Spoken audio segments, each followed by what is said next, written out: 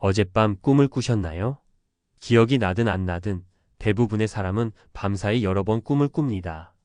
그런데 왜 우리는 그 밤의 영화를 아침이면 거의 다 잊어버릴까요?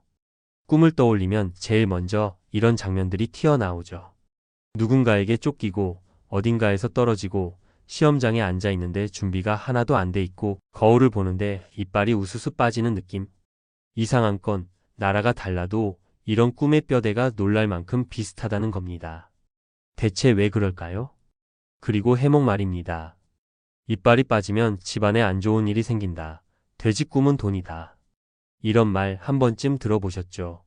그런데 그게 정말 미래에 대한 신호일까요?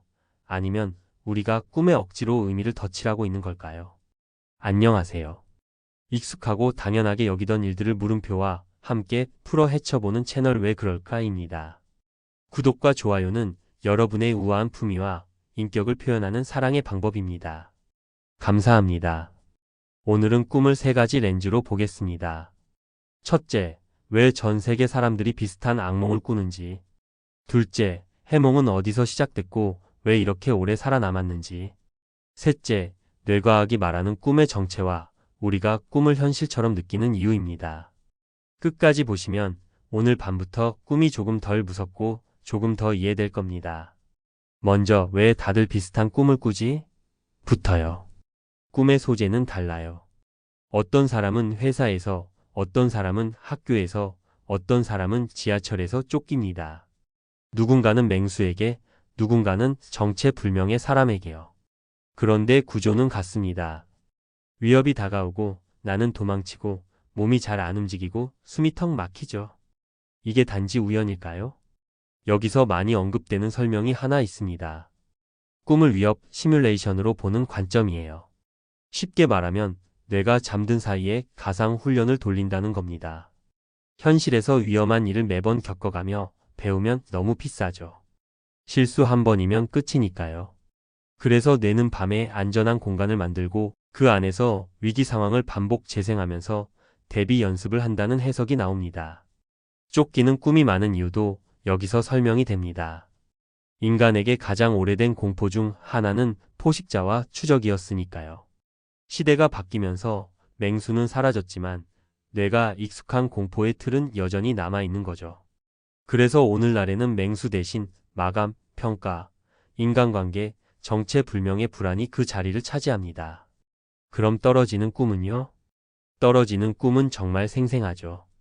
바닥에 닿기 직전에 깜짝 깨고 심장이 한번 크게 쿵합니다. 여기에는 비교적 알려진 몸의 현상이 섞여 있을 때가 있어요. 잠들어가는 과정에서 근육이 갑자기 움찔하는 경험 해보셨죠? 많은 사람에게 나타나는 자연스러운 반응인데 그 순간의 감각이 추락 장면과 연결돼서 꿈의 스토리로 엮일 수 있습니다. 그러니까 내가 떨어지는 꿈을 꿨으니 나쁜 일이 생길 징조다라기보다 잠과 몸의 리듬이 만들어낸 강한 장면일 가능성이 있다는 거죠. 자, 이제 해몽 이야기로 넘어가 볼게요. 인류는 아주 오래전부터 꿈을 메시지로 다뤄왔습니다. 신이 보내는 경고, 조상의 신호, 미래의 암시. 문화마다 방식은 달랐지만 공통점이 하나 있어요. 사람들은 꿈을 그냥 흘려보내지 않았다는 겁니다. 오히려 현실보다 더 진지하게 붙잡았죠. 왜냐하면 꿈은 너무 그럴듯하거든요. 꿈속에서는 분명히 봤고, 들었고, 느꼈고, 심지어 확신까지 합니다. 그런데 우리는 동시에 그게 이상한지 판단하는 능력은 약해져요. 이 지점이 뇌과학에서 아주 중요하게 나옵니다.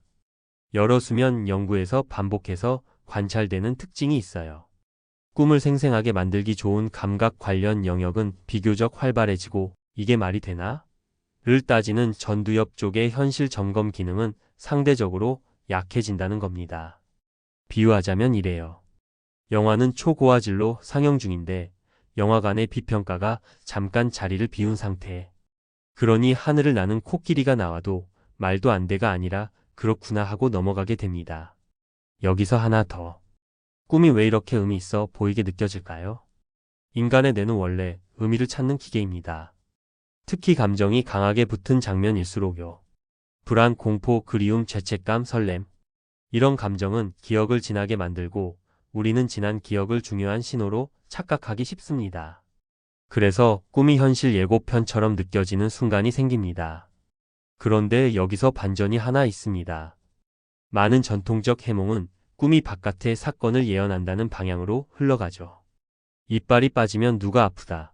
돼지가 나오면 돈이 들어온다. 물에 빠지면 재물이 샌다.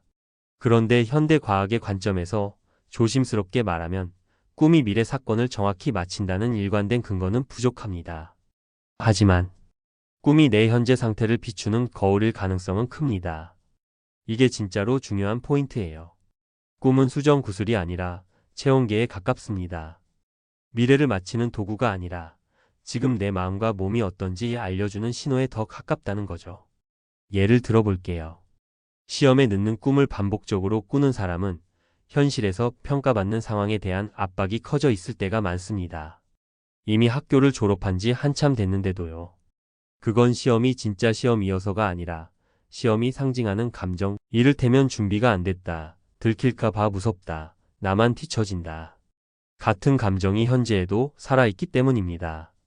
쫓기는 꿈도 비슷합니다. 실제로 누가 쫓아오는 게 아니라 내가 피하고 있는 문제, 직면하기 어려운 감정, 또는 계속 미뤄둔 결정이 추격자의 얼굴을 쓰고 나타날 수 있어요. 그럼 이빨이 빠지는 꿈은요? 이건 문화권을 넘어 꽤 자주 보고되는 주제 중 하나로 언급됩니다.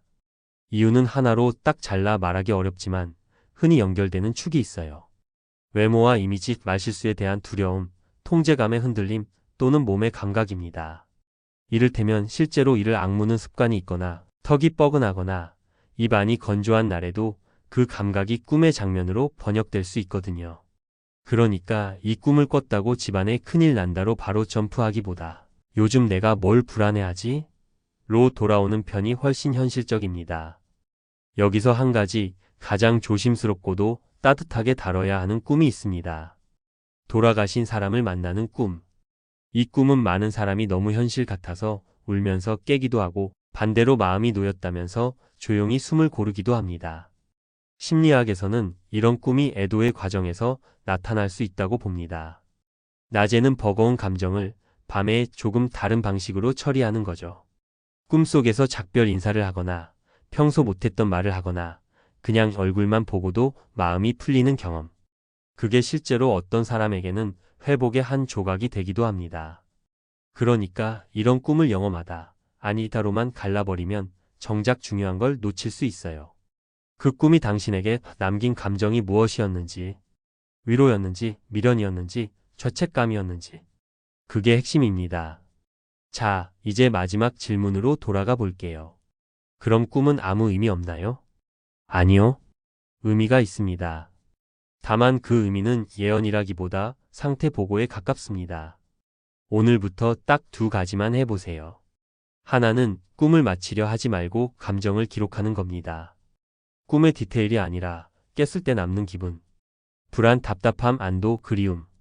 그 감정이 요즘 내 삶에 어디랑 닿아 있는지요. 다른 하나는 반복되는 악몽을 너무 오래 방치하지 않는 겁니다. 자주 깨서 일상이 망가지거나 잠드는 게 무서워질 정도라면 그건 내가 예민해서가 아니라 몸과 마음이 도움을 요청하는 신호일 수 있습니다. 수면 클리닉이나 정신건강 전문가와 상담하는 건 꿈을 없애는 게 아니라 삶을 회복하는 길이 될 수 있어요. 그리고 오늘의 결론은 이겁니다. 전 세계 사람들이 비슷한 꿈의 틀을 공유하는 건 어쩌면 우리가 비슷한 뇌를 가지고 비슷한 방식으로 불안을 처리하기 때문입니다. 해몽이 미래를 맞히는 지도는 아닐 수 있어요. 하지만 꿈은 지금의 나를 비추는 거울일 수 있습니다. 처음에 던진 질문 기억하시죠? 왜 우리는 꿈을 아침이면 거의 다 잊어버릴까? 어쩌면 그건 내가 꿈을 기록이 아니라 처리로 쓰기 때문일지도 모릅니다. 남기려고 만든 영화가 아니라 정리하고 흘려보내려고 만든 영화. 그래서 희미해지는 대신 감정만 또렷하게 남는 거예요. 오늘 밤 잠들기 전에 이렇게 한 번만 물어보세요. 내가 요즘 피하고 있는 감정이 있나? 그리고 혹시 꿈이 그걸 아주 이상한 방식으로라도 보여주고 있는 건 아닌지요. 오늘도 우리가 무심코 지나친 밤의 물음표가 여러분에게 하나의 느낌표가 되었길 바랍니다. 관련해서 궁금한 주제가 있다면 댓글로 남겨주세요. 다음 영상에서 함께 더 깊이 파고들도록 하겠습니다. 감사합니다.